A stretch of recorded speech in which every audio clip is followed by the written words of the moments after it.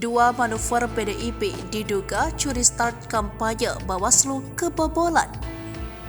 Masa kampanye untuk pemilu 2024 belum tiba, tetapi PDIP sudah curi start dengan berbagai cara untuk mensosialisasikan calon presiden yang mereka usung. Tak tanggung-tanggung, kepala daerah mereka libatkan.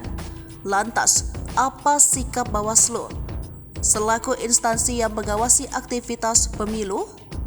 Manuver terbaru yang membuat publik heboh adalah kehadiran Ganjar Pranowo dalam video azan.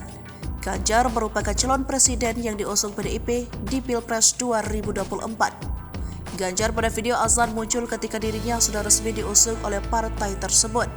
Sekretaris Jenderal PDIP Hasto Kristianto mengatakan kemunculan Ganjar dalam tayangan azan maghrib di stasiun televisi swasta tertentu bukan politik identitas, tetapi melainkan sebagai bentuk ajakan kepada masyarakat muslim untuk beribadah. Soal temuan ini, Komisi Penyiaran Indonesia dikabarkan sudah melayangkan surat panggilan untuk pemilik stasiun televisi yang menayangkan video azan ada Ganjar tersebut.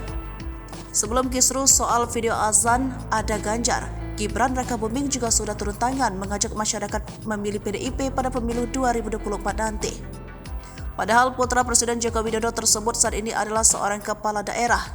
Wali Kota Solo itu secara belusukan dan door-to-door membagikan stiker PDIP. Stiker yang dibagikan yakni Ganjar sebagai capres dari PDIP bersanding dengan Presiden Joko Widodo.